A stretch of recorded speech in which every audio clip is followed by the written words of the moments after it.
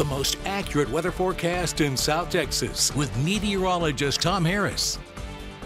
And welcome back. As advertised, we did see some pretty good showers across parts of the coastal bend. Taking a look at our camera up in the Beeville area, brought to you by Aztec Chevrolet. Currently, our temperature out at the airport is 77 degrees with some cloudy skies. Winds are out of the southeast, 6 miles per hour. Daytime high today, hard to beat that. 80 degrees, that's 10 degrees below normal, and that's because of all the rain-cooled air. Officially out at the airport, picked up a little bit more than an inch of rain, so doing very well for the year as far as the rainfall totals. But that flash flood watch has been extended for all of South Texas through 7 a.m. We are getting a little break in the action right now, but it looks like that rain is going to be coming on back. We also have a coastal flood advisory, which means that water is going to be up to the dunes during the high tides, and we're also going to see dangerous rip currents out there, and a flood advisory for some of those bigger thunderstorms off to the west. And that's where the heaviest rainfall is occurring. We are getting a little break in the action right now. You can see the heavy rain over toward the Laredo area,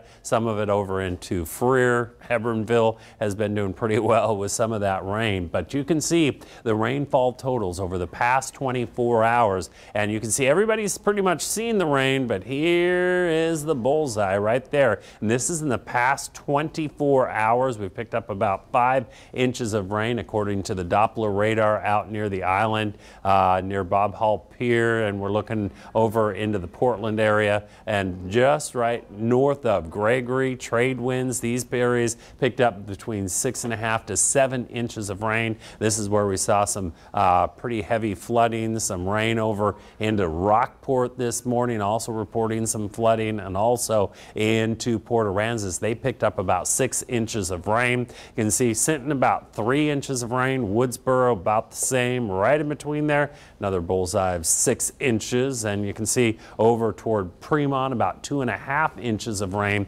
But finally, this tropical wave is pushing off to the west, and that's going to bring in some drier air. The future tracker shows we're still going to have enough moisture for a few of those showers to develop, but they're going to be probably not nearly as heavy as we saw today, but still the potential for another inch or two of rain. Most of it, as I mentioned, should be off to our west. Here's the latest on Tropical Storm Florence, and you can see the rotation around this storm, still producing some big thunderstorms along the northeast quadrant. The main problem with this storm is the wind. It's moving to the west at 3 miles per hour. So this storm is hardly moving at all. It's right over the top of Columbia, and it's producing torrential rain, especially across parts of North Carolina around this storm. Now it's going to slowly push to the northwest before it makes that turn up along the northeast. So it's going to be impacting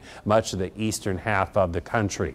Here's a look at our forecast for tonight. We are looking for showers and thunderstorms, locally heavy rainfall possible primarily in the inland areas, but we are expecting another round to develop tomorrow morning. So the forecast for our Sunday: mostly cloudy, morning showers. It will be warmer. Look for a high temperature around 88 degrees. Your 7-day forecast brought to you by NEC Co-op Energy. Isolated showers for the end to the weekend. Then it looks like we're going to dry out a bit. It's going to be hot and humid, maybe a few isolated showers as we move into the latter half of the week.